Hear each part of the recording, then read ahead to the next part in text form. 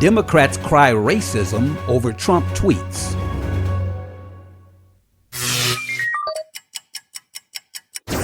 Don't forget to like, subscribe, and hit the bell icon. At the end, comment and let us know what you think. Welcome to the Kingdom Report. I'm Yeshua ben Yeshua of the House of David. In the name of Yahweh Elohim, King of the universe, and Yeshua HaMashiach, also known as Jesus the Christ, Shalom. On Sunday, a group of 4 Democrat congresswomen targeted by President Trump in a series of tweets claimed his criticism reflected the agenda of white nationalists. Commenting on last week's rift between House Speaker Nancy Pelosi and the freshman U.S. representatives, the president's tweets renounced the far-left lawmakers for, quote, loudly and viciously telling the people of the United States, the greatest and most powerful nation on earth, how our government is to be run. Trump wrote that the 4 congresswomen, widely known as the Squad, originate from countries with the world's most corrupt governments, and suggested, quote, why don't they go back and help fix the totally broken and crime-infested places from which they came? Then come back and show us how it is done. The 4 congresswomen include Representatives Alexandria Ocasio-Cortez of New York, Ilhan Omar of Minnesota, Rashida Tlaib of Michigan, and Ayanna Pressley of Massachusetts. In a joint press conference in Washington on Monday, the group accused the president of, quote, launching a blatantly racist attack on 4 duly elected members of the United States House of Representatives, all of whom are women of color. Representative Pressley opened the joint conference by urging the nation to, quote, not take the bait, and then chastised the president for distracting and disrupting issues of concern to the American people. Despite her indignation over the president's harsh rebuke of she and her colleagues, Pressley began her own remarks by delegitimizing the duly elected Trump as, quote, an occupant in the White House who is only occupying space. Let's look at some brief excerpts from Monday's live coverage. This is simply a disruption and a distraction from the callous, chaotic, and corrupt culture of this administration all the way down. This is the agenda of white nationalists. Whether it is happening in chat rooms or it's happening on national TV, and now it's reached the White House garden. This is his plan to pit us against one another. This is how he can continue to enrich his friends and distract us from the detrimental policies that his administration is pushing forth. So we can either continue to enable this president and report on the bile of garbage that comes out of his mouth, or we can hold him accountable to his crimes. As we all know, the recent tweets and words from the president are simply a continuation of his racist and xenophobic playbook. We cannot allow these hateful actions by the president to distract us from the critical work to hold this administration accountable to the inhumane conditions at the border that is separating children from their loved ones and caging them up in illegal, horrific conditions. Despite the moral outrage expressed by the group of congresswomen over the president's tweets, the members themselves have not hesitated to express their own political positions in no uncertain terms. In January, after being sworn in as a newly elected member of Congress and the first Palestinian-American woman to hold the office, Representative Rashida Tlaib voiced her opposition to Trump. Sadly, this is not the first, nor will it be the last time we hear disgusting, bigoted language from the president. We know this is who he is. And when your son looks at you and says, Mama, look, you won, bullies don't win. And I said, baby, they don't. Because we're going to go in there, we're going to impeach the mother. What I can tell you is I am a person that is, authentically me. I'm very passionate about fighting for all of us. I have a right to be this passionate, this upset. I am a woman of color. Later on Monday, Speaker Nancy Pelosi announced that the House of Representatives would vote on a resolution to formally condemn Trump's tweets. On Tuesday, Pelosi, who failed to pass a resolution condemning anti-Semitism last June, managed to lead the passing of the anti-Trump resolution. Prior to the vote, she addressed Congress with a scathing denunciation of the president's tweets as disgraceful, disgusting, and racist. When challenged for her incendiary language against a sitting president, which violates congressional rules of decorum, Pelosi claimed her remarks had been cleared with a parliamentarian, which later proved to be false. She then abruptly walked out on the assembly in a further violation of House rules. Every single member of this institution, Democratic and Republican, should join us in condemning the president's racist tweets. To do anything less would be a shocking rejection of our values and a shameful abdication of our oath of office to protect the American people. I urge a unanimous vote. Right on cue, the fake news media echoed Pelosi's deep state-controlled narrative. On Monday, CNN's Brian Stelter reinforced the Democrats' distortion of the president's tweets. This is one of the president's most recent tweets. Straight up racist, talking about progressive congresswomen. Let's read part of it here. He says, "It's so interesting to see Democratic congresswomen," we'll put it back up in a sec, who originally came from countries whose governments are a complete and total catastrophe, now loudly, viciously telling the people of the United States how to run the government. Here's the key part. Why don't they go back and help fix the totally broken and crime-infested places from which they came? Now, he's probably talking about Representative Ilhan Omar, who was born in Somalia, who fled to Kenya, and then came to the United States when she was 12 years old. But the president's talking about Democratic congresswomen who need to go back to where they're from. It's 2019. We're 2.5 years into the Trump presidency, and his racism is becoming more obvious, more frightening. There are millions of Americans, Black and brown Americans, who know exactly what he means when he says, go back to where you came from. They've heard those words on the schoolyard, behind their backs at work. That kind of racism that Americans have been fighting against for decades is coming from the president's Twitter feed. There's no bigger story in the country right now. And I want to relate this to the media by pointing out that the ground has been softened for this stuff from the president by this collection of pro-Trump bloggers, radio hosts. According to the polls, the majority of Americans see the president's tweets as anti-American, while most Republicans view them as a rejection of the Congresswoman's anti-American rhetoric and socialist proposals. Earlier on Monday, Jesse Waters of Fox News weighed in on the Trump tweets. These were not racist. This was about patriotism. When did love it or leave it become racist? Yeah. And not only leave it, hey, come back and help us fix our problems. This country is so sensitive now. We're not talking about death, famine, drought, or anything. We're talking about a word, a tweet. We're not even talking about an action, and people are crying their eyes out about this. They have said so many worse things about this president. He is a Nazi rapist who deserves to be in prison for the rest of his life. ICE agents also right, are also... but he says go home, and they say, oh my God, this is the biggest scandal since Watergate. These people are so bereft of actual ideas. They create this thing because they deceived the rest of the country as to actually what he said.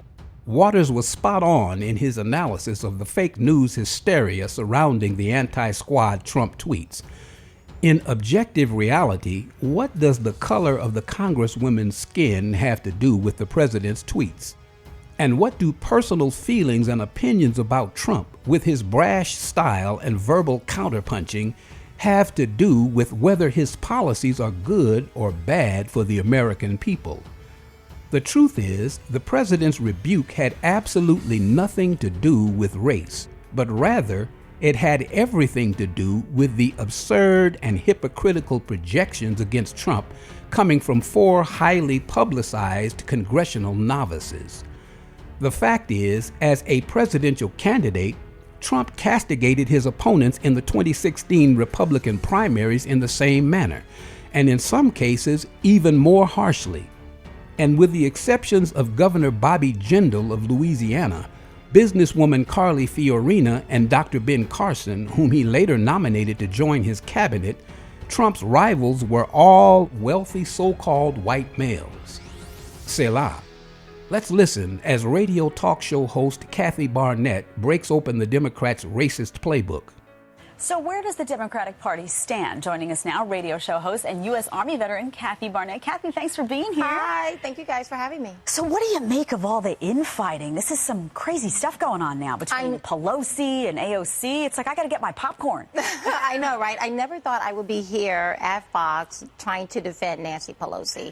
But AOC is playing right out of the Democrat playbook. It's called Chapter 1, Page 1, Paragraph 1, where it says, if you don't like something, if you don't understand something, and if you don't have and if you're ill-equipped to debate the merits of something, then cry racism. It's a very effective tool for the Democrats that they've played for many, many generations. This is not the first time they played the race card because it's an effective way to get people to push back. The problem is that racism actually does exist. And when people like AOC, Nancy Pelosi, and others play the race card for their own personal agendas or to be used as a stopgap measure because they can't debate the issues at hand, it diminishes real issues of racism. My question to you, Kathy, is now that you have two liberal Democrat stalwarts arguing over women of color, is the caucus at a point from which it can't return now? I don't know. I don't have a crystal ball. But one thing I do know is that the chickens are coming home to roost. This is something that the Democrat Party has used ever since for the past 2.5 years. As a black woman, I have been told I need to hate this president, that he's a racist, that there's something wrong with him. And instead of debating the merits of the issue, why not a southern border wall, why we don't want to put the citizenship question on the 2020 census, Democrats primarily have resorted to racism, playing the race card. And now these younger generation of millennials, they have grown up on a full diet of this. Right. Yeah. Well, Thank you, Kathy. thank you. Appreciate it. Thanks for being here, and thank you for your service. Over the decades, the Democrats have perfected the race card to the point where up until recently, their party had been virtually immune to any serious analysis of its unconstitutional policies. But with a carefully crafted series of tweets, the president managed to bait the Democrat leadership into publicly defending key advocates of proposals that alienate their candidates from the vast majority of voters, regardless of party affiliation. Despite the recent infighting among Democrats, the president's tweets served as the linchpin of a brilliant strategy to unite the warring factions of his opposition around the highly unpopular far-left platform of the Squad. As the president observed in follow-up tweets, those tweets were not racist. I don't have a racist bone in my body. The so-called vote to be taken is a Democrat con game. Republicans should not show weakness and fall into their trap. This should be a vote on the filthy language, statements, and lies told by the Democrat congresswomen, who I truly believed, based on their actions, hate our country. Get a list of the horrible things they have said. Omar is polling at 8%, Cortez at 21%. Nancy Pelosi tried to push them away, but now they are forever wedded to the Democrat Party. See you in 2020. This meme on the supposed racism of President Trump reveals the absurdity of the Hillary Clinton-led attack, which began during her failed attempt at the presidency. Reveals the absurdity of the Hillary Clinton-led attack, which began during her failed attempt at the presidency. Donald Trump is the first racist in history to have dated a black woman, deported an ex-Nazi, upgraded MLK's birthplace to a national historic park, posthumously pardoned legendary boxer Jack Johnson, kissed the Western Wall, loved his Jewish grandchildren, established an Opportunity and Revitalization Council to restore insalubrious black neighborhoods, signed a major crime reform bill, granted Alice Johnson clemency, loaned his personal jet to Nelson Mandela, declared Jerusalem the capital of Israel, moved the U.S. Embassy from Tel Aviv to Jerusalem, overseen the lowest black unemployment in history, denounced David Duke over 20 years ago, been given a Lifetime Achievement Award after paving a way for blacks to enter corporate America. Worst racist ever. Selah. For several decades, New York real estate mogul Donald Trump was the absolute favorite son of left-wing celebrities and politicians. As a multi-billionaire and highly popular man about town, the flamboyant Trump was welcome at A-list events and social gatherings of every kind. Trump was omnipresent in prominent social circles without regard to race, religion, creed, political affiliation, or sexual orientation. Whether it was Washington, D.C. or Hollywood, white power brokers on Wall Street or gangster rappers from the hood, Donald Trump was the toast of the town and everybody's favorite mogul. But then suddenly, in the wake of his 2015 announcement to run for president, Trump's fellow celebrities began to denounce him at every turn.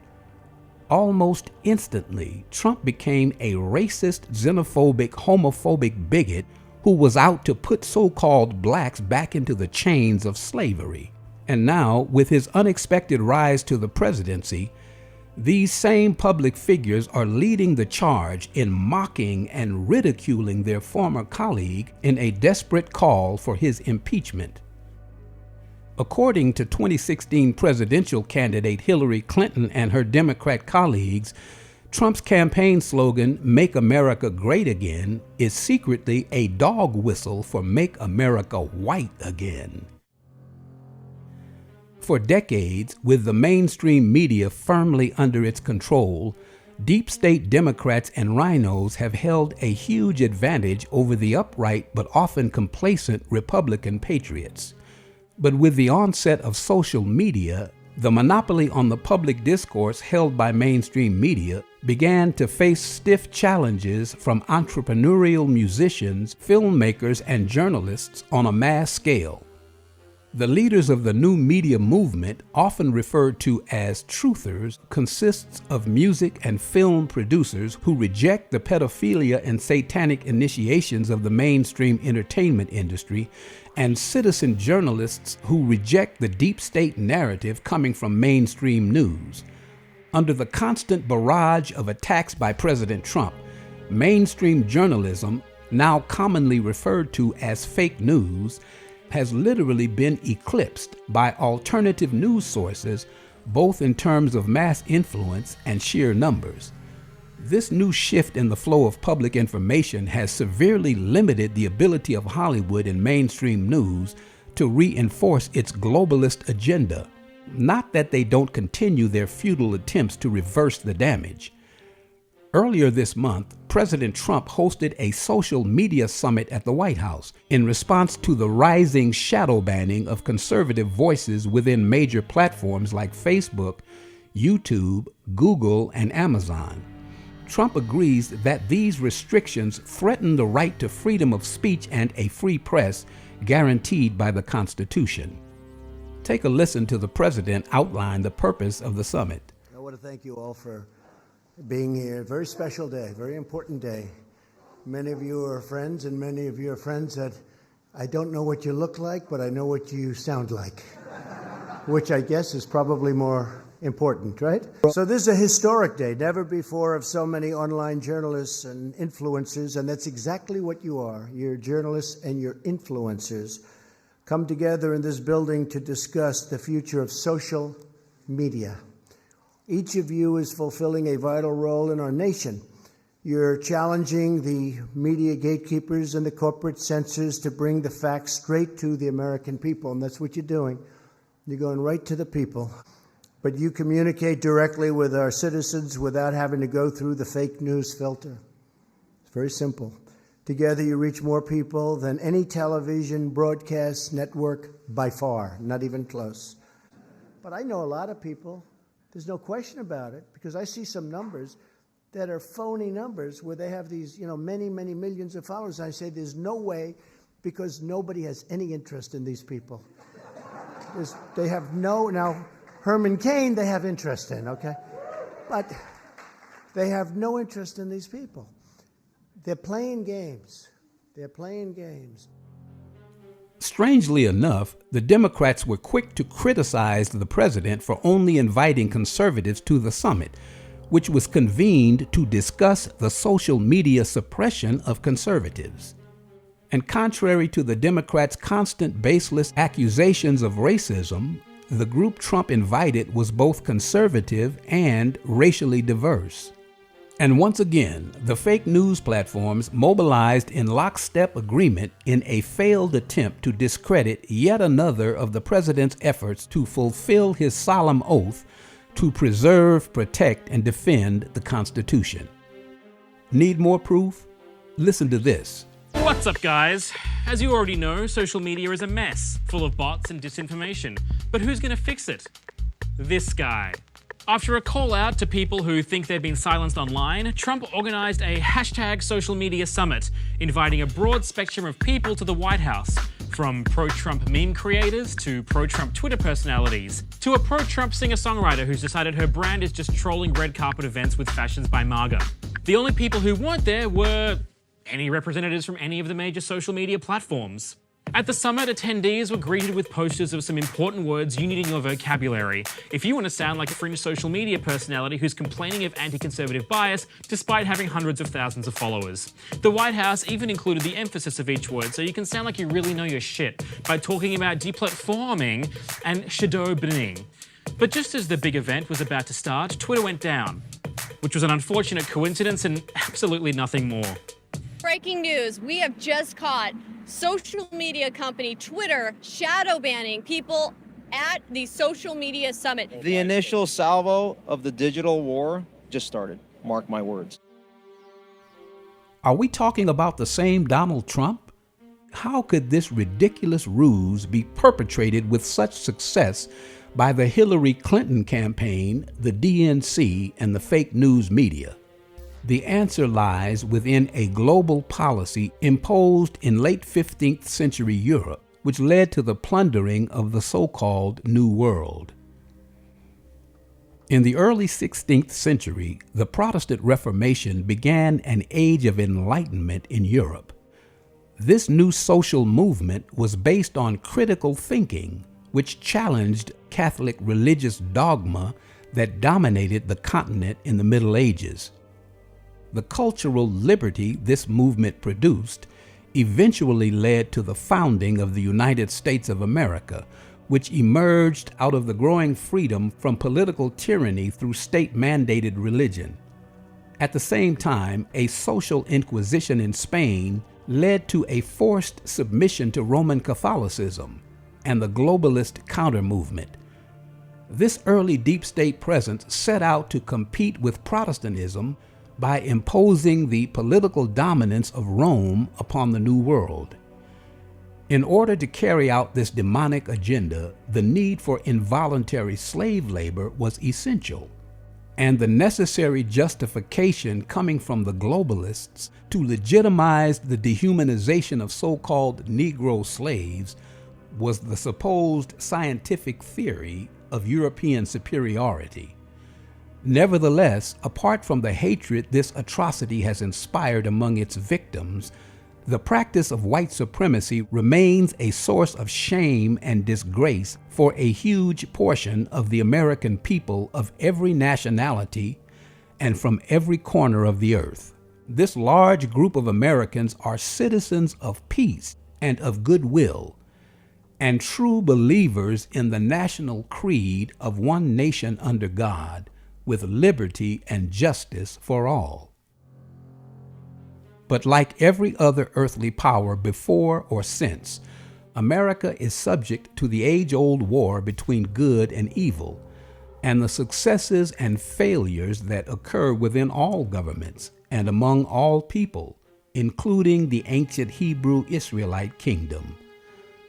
In truth, the concept of race is not a scientific fact, but a deceptive social construct born out of a demonic desire to control the world and its resources in defiance of the Almighty God.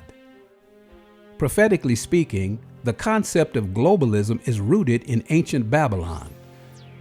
The biblical story of the Tower of Babel teaches us of the foolish desire on the part of reprobate humanity to create a global government to remove itself from the laws of their creator and recreate the world in their own image. In response, Almighty Yah divided man into nations with distinct languages and cultures, so that men of good will might be delivered from the clutches of the wicked. It is written from the beginning, and the whole earth was of one language and of one speech. And they said, Let us build us a city and a tower, whose top may reach unto heaven, and let us make us a name, lest we be scattered abroad upon the face of the whole earth. And Yahweh came down to see the city and the tower which the children of men built. And Yahweh said, Behold, the people are one, and they have all one language, and this they begin to do. And now nothing will be restrained from them, which they have imagined to do. Go to, let us go down, and there confound their language, that they may not understand one another's speech. So Yahweh scattered them abroad from there upon the face of all the earth, and they left off to build the city. Therefore is the name of it called Babel, because Yahweh did there confound the language of all the earth. And from there did Yahweh scatter them abroad upon the face of all the earth. In short, the Most High is a nationalist, and the God of the unjust is a globalist. Selah. As it is written, the Most High hath made of one blood all nations of men for to dwell on all the face of the earth, and hath determined the times before appointed, and the bounds of their habitation, that they should seek Yahweh, if haply they might feel after him and find him, though he be not far from every one of us. So we see then that nationalism is a part of the divine plan of the Most High to restore fallen man unto himself. Selah. According to Almighty Yah, and contrary to the imaginations of men, the ethnic streams of humanity are not Caucasoid, Mongoloid, and Negroid based on color, but rather Shemitic, Hamitic, and Japhetic based on destiny. In truth, the hidden world the deep state longs to recreate is a dark and oppressive world in which the so-called elite dominate and subjugate the irredeemable masses. In their distorted perception, globalists despise those who follow the God who allows his people to suffer for righteousness' sake, as they freely indulge themselves in the lawlessness that gratifies the flesh and brings death to all mankind. Beyond the outdated concept of race, the duality of light versus darkness exists in every nation on earth. For example, with all the recent anti-American vitriol coming from the Iranian regime, there are many within the Islamic world who support the nationalist efforts of President Trump. Kanta, let's get to you here. There's concern that this is really the real Donald Trump. Like Donald Trump had proved himself in a tweet over the weekend to the whole world that, he's really just a racist guy, and this is their opportunity to pile on him. How do you see it? I see this president as so brutally treated since his legitimate election by the American people. No other president has been so consistently delegitimized on a false basis. I've just returned from the Middle East, surrounded in 2 nations by Muslims who do not see President Trump as a racist, but see them as his champion. And a third group of Muslims in the Middle East who also see the same.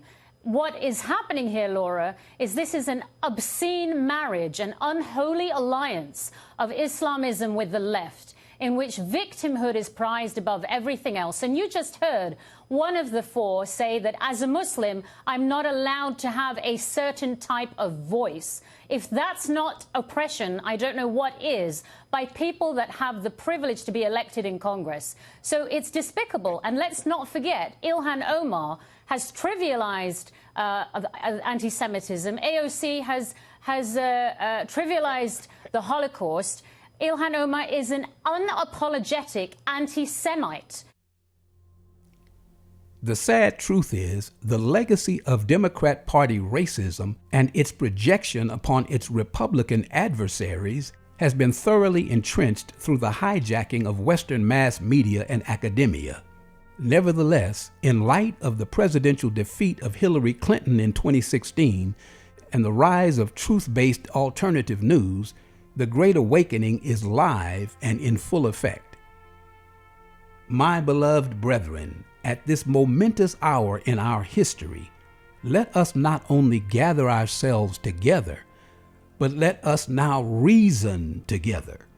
Surely 2019 is the ending of our affliction and the beginning of the release of the holy nation into the freedom and justice promised to us by Almighty Yah. At the end of the day, whether we like President Trump personally or not is irrelevant when it comes to his Yah-ordained role in overcoming the oppression of our common adversaries. As the sons of light, coming from every nation on earth, the scriptures warn us that the effeminate will not inherit the kingdom of Yah. But all too often, we allow the deep state feminist narrative to emasculate us, even to the point of abandoning our divine responsibility to provide logic and reason to guide our families and our communities in the way everlasting. But in 2019, this darkness has given way to his glorious light. My brethren, after 400 years of emasculation, we must reverse the all-out assault on our manhood. After 400 years of dehumanization, we must lay down the crutch of racial obsession. After 400 years of isolation, we must unite the whole family of Yah. After 400 years of affliction, we must utterly destroy the globalist cabal. Surely the hour of deliverance has come for the true children of the God of Abraham, Yitzhak, and Jacob.